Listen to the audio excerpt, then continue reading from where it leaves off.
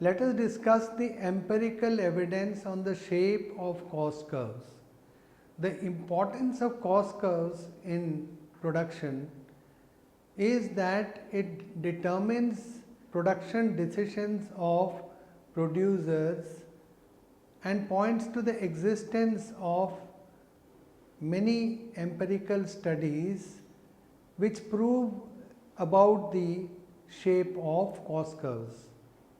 The whole theory of cost is based on basic and fundamental concepts of the cost function. The cost functions are derived from the technological relationship implied by the production function. Therefore, the basic argument that we are making over here is that the production function and the cost function are the dual of each other. In fact, theory of cost is a restatement of the theory of production in monetary terms. The shape of cost curves depends upon the time period, the type of the industry, the economies of scale, the diseconomies of scale, and so on. The shape of the long-term cost curves has been different under traditional cost theory and the modern cost theory. Since the process of production involves planning and constant vigilance, the producer aims at efficiency and the maximization of profits. The modern theory takes cognizance of the managerial and technological economies to explain constant returns to scale, and thus the L-shaped long run average cost curve arises in the long run. After studying this module, you shall be able to know the empirical evidences on the shape of cost curves, identify different types of empirical cost studies, evaluate different types of empirical methods of studies, analyze how the shape of cost curves have been empirically tested by different studies. A number of empirical cost studies on the shape of cost curves have been done. They are statistical cost studies, engineering cost studies, questionnaires-based studies, statistical studies of production function, studies based on survival technique.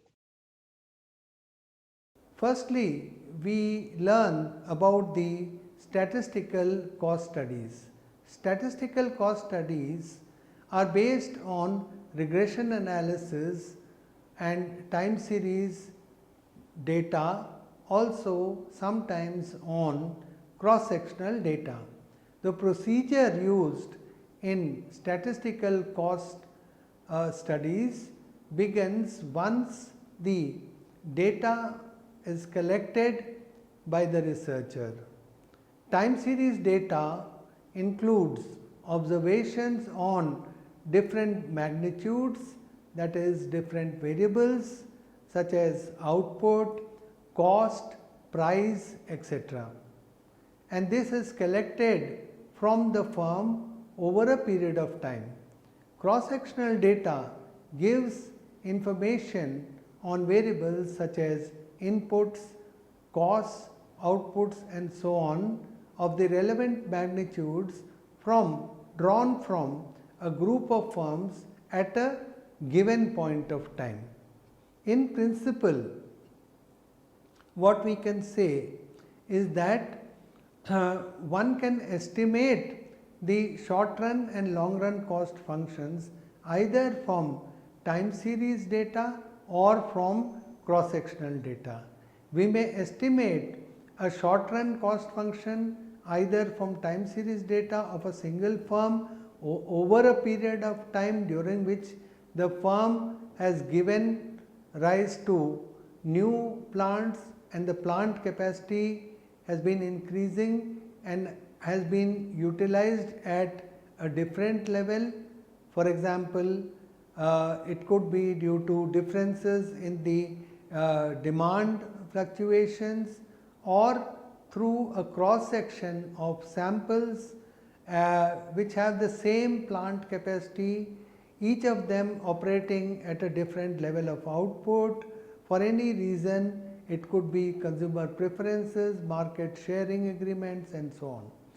Due to the difficulties in obtaining cross-sectional sample of firms fulfilling these above conditions, short-run cost functions are typically estimated from time series data of a cost of a single firm whose plant has remained the same during the period under study. We may estimate the long run cost function either from time series sample including cost output data of a single firm whose scale of operation has been expanding with the same state of technology, or a cross section sample of firms with different plant sizes being operated optimally as its minimum cost level. Let us now understand the relationship and shapes of different cost curves under modern theory of cost. The following proportions of the SAVC curve show the reduction in costs due to better utilization of the fixed factors and the consequent rise in productivity of the variable factors. The rising portion of the SAVC curve depicts the rise in costs on account of diminishing returns from the variable factor and also overutilization of the fixed factors. The SAVC curve has a flat stretch over a range of output, wherein the SAVC is equal to the short-run marginal cost, both being constant per unit of output. The short-run average cost curve continues to fall even over the range of output x1 and x2, corresponding to the flat stretch of the SAVC curve, wherein SAVC is assumed to be constant. As average cost consists of average fixed cost and average variable cost, and average fixed cost continues to fall as the level of output increases. Even after the planned reserve capacity is exhausted, the short-run average cost curve continues to decline despite rise in SAVC because AFC continues to fall throughout. Eventually, the rise in short-run average cost becomes greater than the fall in average fixed cost, and the short-run average cost starts to rise. The SAC curve is intersected at its lowest point by the short-run marginal cost curve, as in case of the traditional theory of costs. Beyond OX3 level of output, the SAVC curve asymptotically approaches the short-run average cost SAC, since the gap between the two curves gradually diminishes on account of falling AFC, but the two can never coincide because AFC cannot be zero. Engineering cost studies. This method is based on the technical relationship between inputs and outputs. The cost function includes the cost of the optimal method of producing various levels of output. The L. Cook and Booth study of the costs of operation of crude oil trunk lines employs the engineering method. From the available engineering information, the researchers decide about what the optimal input combination for producing any given level of output is. These technical optimal input combinations are multiplied by the price of the inputs, that are factors of production, to give the cost of the corresponding level of output. The cost function includes the cost of optimal, that is the least cost methods for producing various levels of output. Let us study about the first stage of the engineering cost studies method. The first stage involves the estimation of the production function, where output was measured as barrels of crude oil per day, and the main inputs in a pipeline system are pipe diameter, horsepower of pumps, number of pumping stations. Second stage of the engineering method is the estimation of the cost curves from the production function. Out of the various combinations of inputs to produce a given level of output, the least expensive combinations are chosen. The long-run cost curve is formed by the least cost combinations of inputs for the production of each level of output. The Cook and Booth study concluded that the long-run costs fall continuously over the range of output covered by his study. However, it should be noted that engineering cost studies are mainly concerned with the production costs and pay less attention to other costs. The questionnaire-based studies A questionnaire consists of a set of well-formulated questions to probe and obtain responses from respondents. Studies based on questionnaires where most of the firms reported that their costs would not increase in the long run and also would remain constant over some period of time. Now we shall study about the statistical studies of production function. According to the modern approach to the theory of costs, the long-run average costs essentially consists of production and managerial costs, and the average production costs continue to fall considerably even at large scales. Now, modern theory of costs proponents point out that the technical and production economies of large-sized plants make the rising managerial costs seem insignificant, and production costs tend to fall continuously with increases in output in the long run. These costs fall steeply in the beginning and then gradually as the scale of production expands. This behavior of the production costs is explained by the technical economies of large-scale production. Most statistical studies of production function reveal constant returns to scale when costs are constant over a certain range of output. The survivor technique, which is developed by George Stigler and is based on Charles Darwin's survival of the fittest doctrine. George Stigler studied the steel industry of USA and deduced that small and large firms have high costs and are inefficient, but the medium-sized industry constitutes the optimum firms. Further, the basic idea of this technique is that competition between different sizes of firms will lead to survival of the more efficient ones. The method implies that firms with the lowest cost will survive through time. The basic postulate of the survivor technique is that the competition of different sizes of firms sifts out the more efficient enterprises. Therefore, by examining the development of the size of the firm in an industry at different periods of time, one can infer what is the shape of the cost in that industry. Presumably, the survivor technique traces the long run cost curve since it examines the development over time of firms operating at different scales of output. In applying the survivor technique, firms or plants in an industry are classified into groups by size, and the share of each group in the market output is calculated over time. If the share of a given group or a class falls, the conclusion is that the size is relatively inefficient, that is, that the high cost, that is, decreasing returns, are being experienced. The criterion for the classification of firms into groups is usually the number of employees or the capacity of the firm as a percentage of the total output of industry. There are certain assumptions on which the validity of the survivor technique theory would depend. These are: 1. The firms have same objectives. 2. Firms operate in similar circumstances. 3. Prices of factors and state of technology is constant. 4. The firms are operating in a competitive market structure.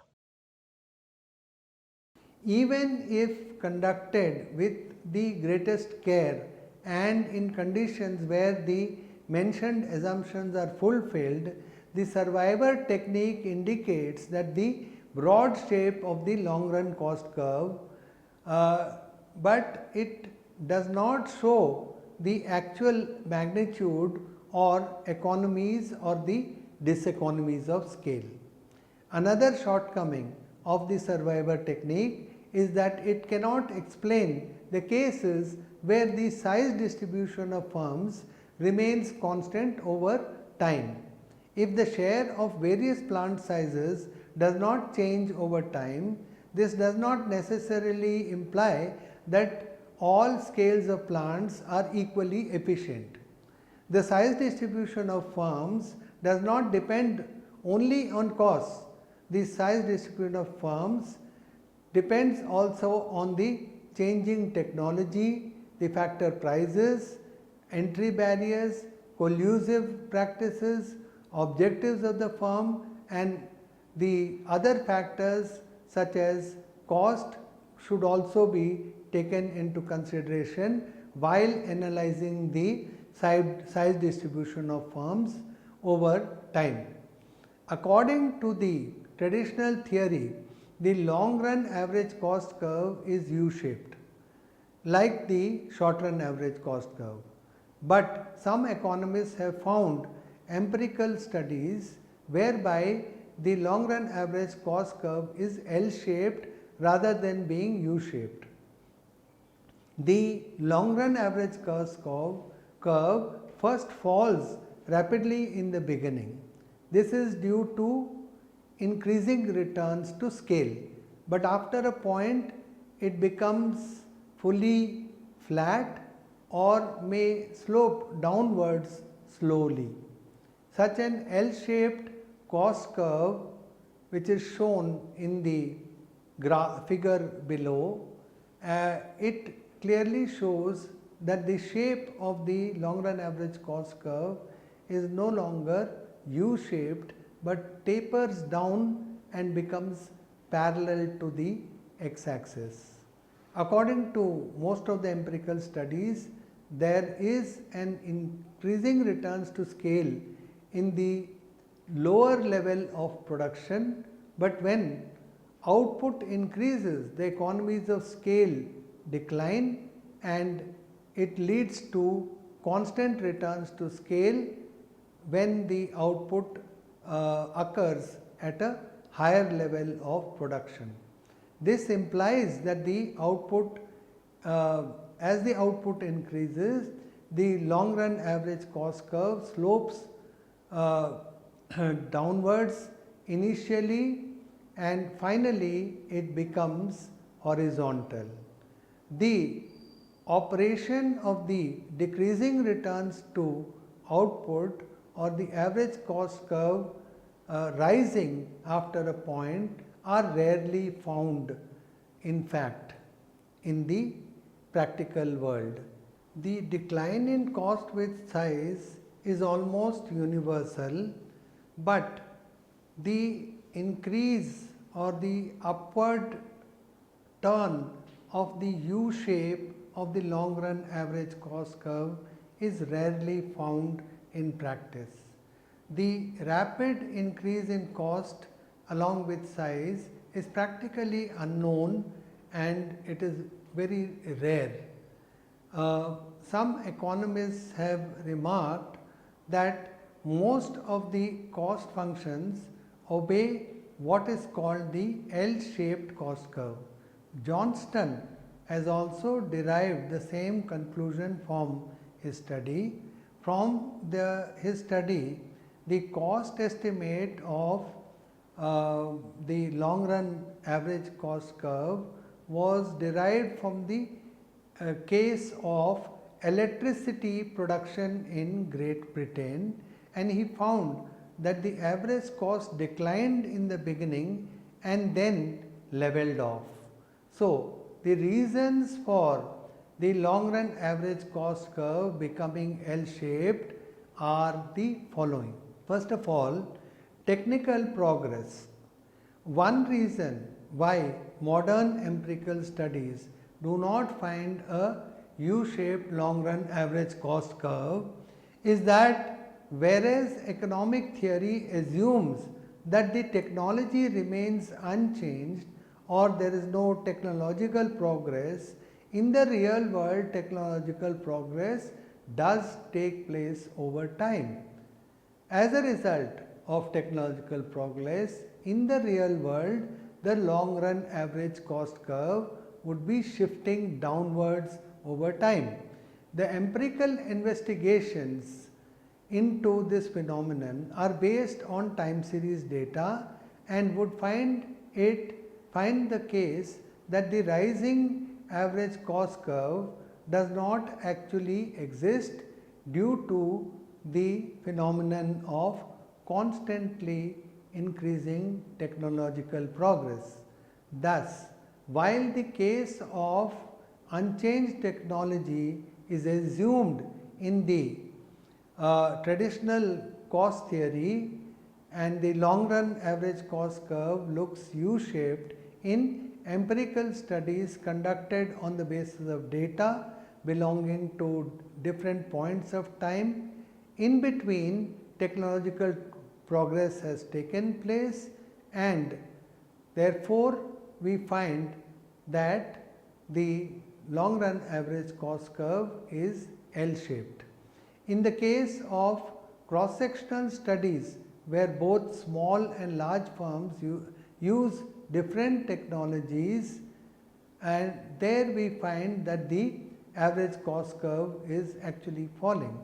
In the view of technological improvement, we cannot therefore find an average cost curve which is rising in terms of empirical cost functions and empirical studies in relation to cost functions. Suppose initially the firm is producing OQ1 output at OK1 by operating on LAC1. Now, if the demand for the firm's products increase to OQ2, then in the context of unchanged technology, the firm will expand production along LAC1 and will produce OQ2 at the cost OH. Now, if the technological progress has taken place and in accordance with the new technology, the firm installs a new plant whose long run average cost is LAC2, the firm will produce on the new curve LAC2. The output would then be OQ2 at a cost per unit which is less than both OK1 and OH. Likewise, when the firm at some later date has expanded output to OQ3 in response to technological progress, the demand increases for its product and technology may have advanced in the meantime, so that the firm produces OQ3 at OK3 cost per unit, which is less than OK2. By joining the minimum point of the long run average cost curves, we get an LAC which is gently sloping downwards due to technological improvement that has taken place over time, whereas with unchanged technology, the long run average cost curve LAC1, LAC2 and LAC3, each with a different but unchanged technology, is U-shaped. The empirical cost functions which are conducted and measured through empirical studies made by economists at different points of time would estimate the OK1, OK2 and OK3 units of cost at outputs of OQ1, OQ2 and OQ3 respectively, and would therefore suggest that the long run average cost curve was like the thick LAC which is depicted. We therefore conclude that while with a given and unchanged technology, long run average cost curves are U-shaped, and empirical evidence would find that the long run average cost curve is L-shaped, and we could attribute this phenomenon to technological progress which has taken place over time. The fact that technology changes does not in itself appear as a contradiction. Our convention or our belief is that it is only because it is harder to manage a larger firm than a small one in the long run, that the long run average cost curve becomes U-shaped in a with a given state of technology. Now, let us understand the phenomenon of learning by doing. The long run average cost curve completely slopes downwards due to learning by doing. Since the efficient firms increase due to continuing the work, they are able to reduce the cost. As the output increases, there is not only an increase in the knowledge of many things, there is also an improvement in the management of plants. Due to this, the LAC becomes L-shaped. Another factor is management techniques. According to the modern theory, appropriate administrative structures are available to operate the plant of each size. There exist appropriate management techniques at different levels of management.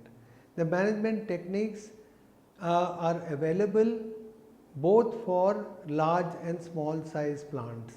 The cost of different management first fall up to a certain plant size, and the managerial cost slowly increases after a very large level of output. Let us now summarize what we have learned in this module. There are several empirical methods of testing the shape of the cost curves. The empirical evidence from most statistical studies is that in the short run the AVC is constant over a considerable range of output, and in the long run the AC is generally L-shaped.